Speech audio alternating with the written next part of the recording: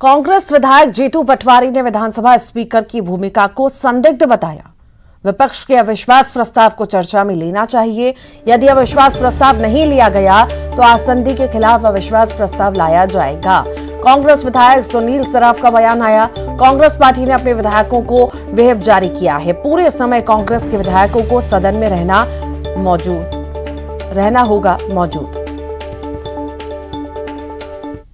आदरणीय नेता प्रतिपक्ष जी ने मुख्यमंत्री पर, सरकार पर आरोप लगाकर अविश्वास का प्रस्ताव रखा है।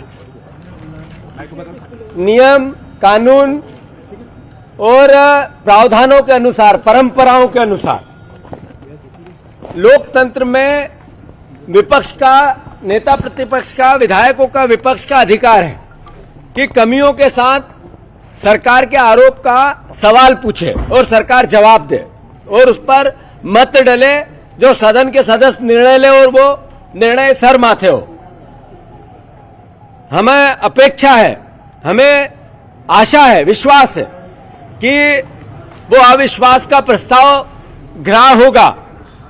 अगर नहीं होता है तो मुझे विधानसभा की आसदी पर यह दुख होगा। नेता प्रतिपक्ष जी के सामने मैं बड़े दुख से और बड़ा माफी मांगते हुए अनुरोध करना चाहता हूं कि अध्यक्ष जी की भूमिका संदिग्ध होगी। जब अध्यक्ष जी की भूमिका ही संदिग्ध होगी तो सदन। और आइए इस वक्त सीधी लाइव तस्वीरें आपको दिखाते हैं। भूपेश बघेल प्रेस कॉन्फ्रेंस कर रहे हैं। भगवा रंग धारण करते हैं। मैंने पूछा था कि ये बजरंगी हैं, वो कौन से त्याग किए हैं जो भगवा धारण किए, है ना? तो उसका जवाब तो दिए नहीं। अब सर्टिफिकेट मार दिए। इनकी आदत है, ऐसा है कि भाजपा के खिलाफ बोलो तो धर्म विरोधी हो जाओ, केंद्र सरकार के खिलाफ बोलो तो देशद्रोही हो जाओ, है ना? अब इनके खिलाफ बोलो तो राक्षस। तो सर्टिफिकेट की फैक्ट्री है इनके पास जो बांटते रहते हैं। छत्तीसगढ़ में बाघों को लाने की तैयारी चल रही है मध्य प्रदेश से। इसके अलावा मानवा अभ्यारण्य में भी टाइगर छोड़ने की प्रक्रिया क्या कुछ है? देखिए, हमारे पास परिस्थितियां अनुकूल है। बहुत सारे गुरु घासीदास टाइगर रिजर्व कहें, अचानक मार कहें, बारनवा पारा कहें, तो बहुत सारे से बस्तर में हमारे कांगेर वैली है। ये ऐसे हैं जहाँ इनके लिए अनुकूल वातावरण है। लेकिन हमारे पास टाइगर पहले 46 थे, वो घट गए। तो जिन राज्यों में अधिक है वहाँ से हम लोग मांग करेंगे, चाहे वो मध्य प्रदेश हो, चाहे महाराष्ट्र में भी अभी जगह छोटी है, बाघ ज़्यादा हो गए हैं। वो कभी कभी छत्तीसगढ़ को भी भ्रमण को आ जाते हैं। तो यदि उनसे मिल जाए तो निश्चित रूप से हमारे लिए बहुत अच्छा होगा। प्रधानमंत्री आवास में लेकर सदन में मामला उठाया गया। प्रधानमंत्री आवास नहीं दे पा रही, इधर गरीबों को मकान नहीं मिल पा रहा। दिल्ली के सदन में सवाल उठाया गया। 800 करोड़ रुपया रिलीज कर दिए हैं। अब लगातार पैसे रिलीज हो रहा है, फिर हल्ला किस बात की कर रहे हैं? केंद्र से सहयोग तो मिलता नहीं, हम रिलीज कर रहे हैं, उसके बाद हल्ला कर रहे हैं। 2024 में स्मृति ईरानी ने ट्वीट कर कहा है कि अमेठी से राहुल गांधी और सोनिया गांधी चुनाव लड़ेंगे।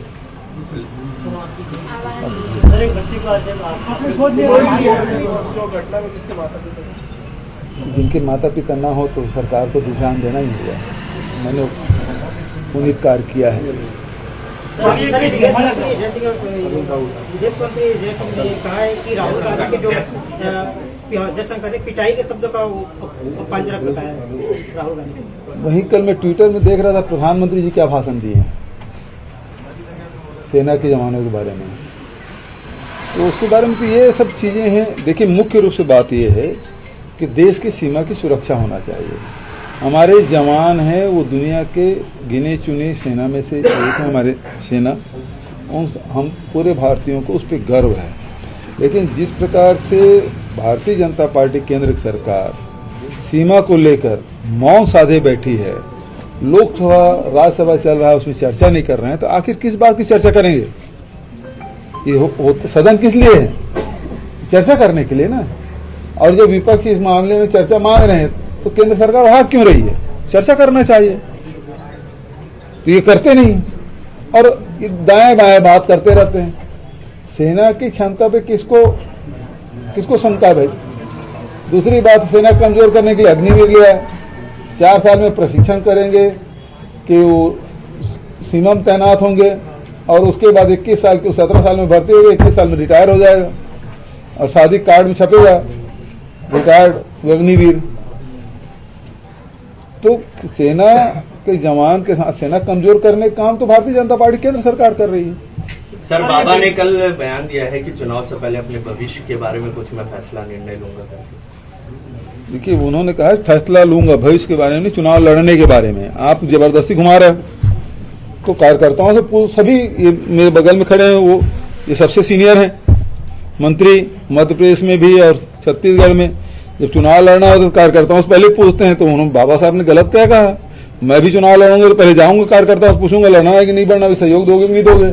ये तो बहुत स्वाभाविक बात है। अब तुम लोग उसको जबरदस्ती घुमा रहे हो। लेकिन इसको लेकर नारायण चंदेल जी कहा कि अकेला चलो की नीति चल रही है आपके लिए, इसलिए वो इस्तीफा भी दे दिया पंचायत विभाग से। अच्छा, नारायण चंदेल जी को बयान देने का मौका मिल गया क्या? चलो अच्छा है। आरक्षण का जो मसला था वो आदिवासी हित को लेकर के आप लोगों ने लाया, विधेयक लाया। अभी राज्यपाल भी आदिवासी और अब राष्ट्रपति से मिलने गई हैं द्रौपदी मुर्मू के आदिवासी। हमें तो अब लगता है कि सरकार उम्मीद कर रही है। बिल्कुल, राज्यपाल जी गई हैं तो कहना चाहिए कि अनुसूची 9 में भी उसको शामिल करे। वो आगे यहाँ दस्तखत करके राज्यपाल राष्ट्रपति के पास भेजे अनुसूची 9 में के लिए, उसके लिए तैयार करके आए छत्तीसगढ़ के हित में, क्योंकि हमारे संवैधानिक प्रमुख है तो उसकी जिम्मेदारी अधिक है। और छत्तीसगढ़ के अनुसूचित जाति, जनजाति, पिछड़े वर्ग, ईडब्ल्यूएस के हितों को ध्यान में रखते हुए उसे कन्विंस करके आएंगी, ऐसा मैं मानता हूँ, उम्मीद करता हूँ। बजरंग दल से दिया आपका एक बयान जो है, हाँ। भाजपा के तमाम नेता, चाहे प्रदेश अध्यक्ष हो या दूसरे, सब लोग अभी बयान जारी कर करके उस पर निशाना साध रहे हैं। तो मैं तो पूछ रहा हूँ भाई, यदि भगवा रंग धारण किए हैं तो उन्होंने त्याग क्या किया है? कपड़े कोई रंग के पहन सकता है। मान लो काले रंग के जैकेट पहन के आज मेरे विरोध करने थोड़ी आए। ये कपड़ा, ये वस्त्र है, वस्त्र रोज बदलते हैं। लेकिन जब कोई चीज धारण करते हैं, वो अंगीकार करते हैं, तो वो एक अलग बात है।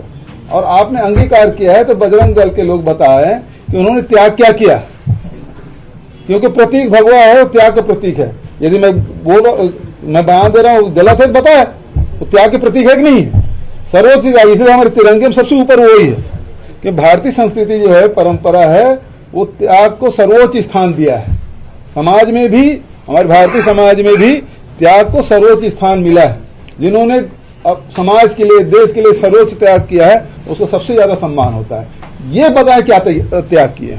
धन्यवाद, बस थैंक यू। चलिए आगे बढ़ेंगे। भोपाल से बड़ी खबर की बात करेंगे। बीजेपी विधायक के